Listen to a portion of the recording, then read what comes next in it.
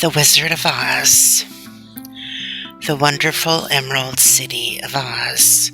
Chapter 11.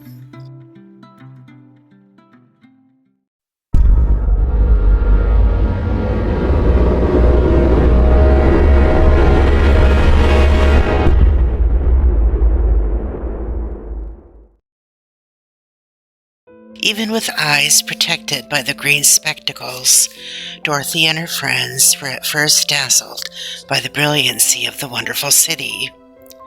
The streets were lined with beautiful houses, all built of green marble and studded everywhere with sparkling emeralds. They walked over a pavement of the same green marble, and where the blocks were joined together were rows of emeralds set closely and glittering in the brightness of the sun. The window panes were of green glass. Even the sky above the city had a green tint, and the rays of the sun were green. There were many people, men, women, and children, walking about, and these were all dressed in green clothes and had greenish skins. They looked at Dorothy and her strangely assorted company with wondering eyes, and the children all ran away and hid behind their mothers when they saw the lion, but no one spoke to them. Many shops stood in the streets, and Dorothy saw that everything in them was green. Green candy and green popcorn were offered for sale, as well as green shoes, green hats, and green clothes of all sorts. At one place, a man was selling green lemonade, and when the children bought it, Dorothy could see that they paid for it with green pennies. There seemed to be no horses nor animals of any kind. The men carried things around in little green carts, which they pushed before them. Everyone seemed happy and contented and prosperous. The guardian of the gates led them through the streets until they came to a big building, exactly in the middle of the city, which was the Palace of Oz, the Great Wizard. There was a soldier before the door, dressed in a green uniform and wearing a long green beard. "Here are strangers," said the guardian of the gates to him, "and they demand to see the Great Oz." "Step aside," answered the soldier, "and I will carry your message to him." So they passed through the palace gates and were led into a big room with a green carpet and lovely green furniture set with emeralds. The soldier made them all wipe their feet upon a green mat before entering this room, and when they were seated, he said politely, "Please make yourself comfortable while I go to the door of the throne room and tell Oz you are here." They had to wait a long time before the soldiers returned.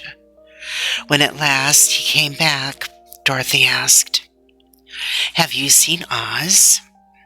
"Oh, no," returned the soldier.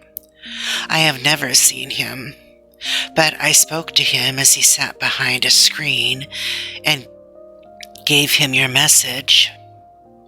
He says he will grant you an audience if you so desire, but each one of you must enter his presence alone, and he will admit but one each day. Therefore, as you must remain in the palace for several days, I will have you shown to rooms where you may rest in comfort after your journey." "Thank you," replied the girl. "That is very kind of Oz." The soldier now blew upon a green whistle, and at once a young girl dressed in a pretty green silk gown entered the room.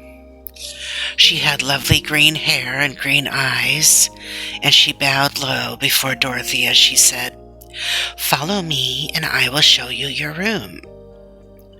So Dorothy said goodbye to all her friends, except Toto, and taking the dog in her arms, followed the green girl through 7 passages and up 3 flights of stairs until they came to a room at the front of the palace. It was the sweetest little room in the world, with a soft, comfortable bed that had sheets of green silk and a green velvet counterpane.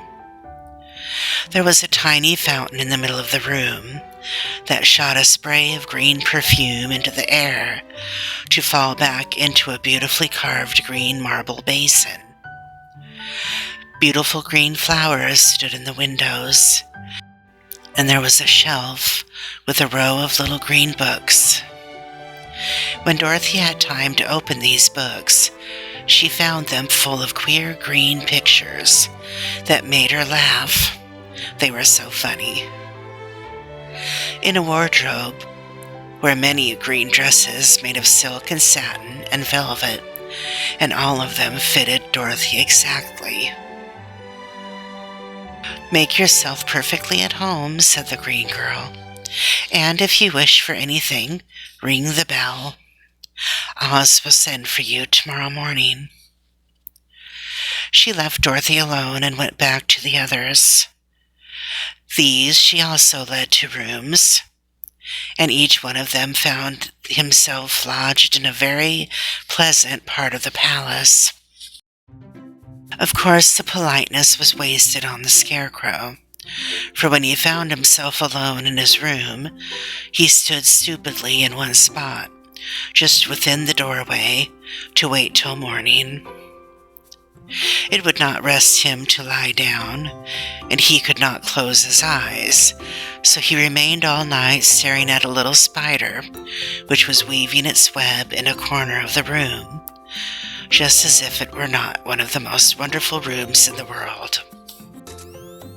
The Tin Woodman lay down on his bed from force of habit, for he remembered when he was made of flesh, but not being able to sleep, he passed the night moving his joints up and down to make sure they kept in good working order. The Lion would have preferred a bed of dried leaves in the forest, and did not like being shut up in a room, but he had too much sense to let this worry him, so he sprang upon the bed and rolled himself up like a cat, and purred himself asleep in a minute. The next morning after breakfast, the Green Maiden came to fetch Dorothy, and she dressed her in one of the prettiest gowns made of green brocaded satin. Dorothy put on a green silk apron and tied a green ribbon around Toto's neck, and they started for the throne room of the great Oz. First, they came to a great hall in which were many ladies and gentlemen of the court, all dressed in rich costumes.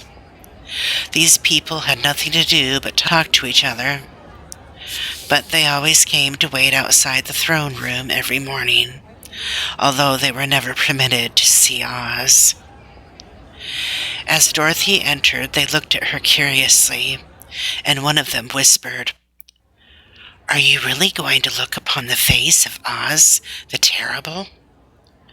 "Of course," answered the girl, "if he will see me." "Oh, he will see you," said the soldier, who had taken her message to the wizard, "although he does not like to have people ask to see him. Indeed, at first he was angry, and said I should send you back where you came from. Then he asked me what you looked like, and when I mentioned your silver shoes, he was very much interested. At last I told him about the mark upon your forehead, and he decided he would admit you to his presence." Just then a bell rang, and the green girl said to Dorothy, "This is the signal. You must go into the throne room alone." She opened a little door, and Dorothy walked boldly through and found herself in a wonderful place. It was a big round room with a high arched roof, and the walls and ceiling and floors were covered with large emeralds set closely together. In the center of the ceiling was a great light, as bright as the sun, which made the emeralds sparkle in a wonderful manner. But what interested Dorothy most was the big throne of green marble that stood in the middle of the room. It was shaped like a chair and sparkled with gems, as did everything else. In the center of the chair was an enormous head, without body to support it, or any arms or legs whatever. There was no hair upon his head, but it had eyes and a nose and mouth, and was bigger than the head of the biggest giant. As Dorothy gazed upon this in wonder and fear, the eyes turned slowly and looked at her sharply and steadily. Then the mouth moved, and Dorothy heard a voice say, "I am Oz, the great and terrible. Who are you, and why do you seek me?" It was not such an awful voice as she had expected to come from the big head. So she took courage and answered, "I am Dorothy, the small and meek. I have come to you for help." The eyes looked at her thoughtfully for a full minute. Then said the voice, "Where did you get the silver shoes?" "I got them from the Wicked Witch of the East when my house fell on her and killed her," she replied. "Where did you get the mark upon your forehead?" continued the voice. "That is where the Good Witch of the North kissed me when she bade me goodbye and sent me to you," said the girl. Again the eyes looked at her sharply, and they saw she was telling the truth. Then Oz asked, "What do you wish me to do?"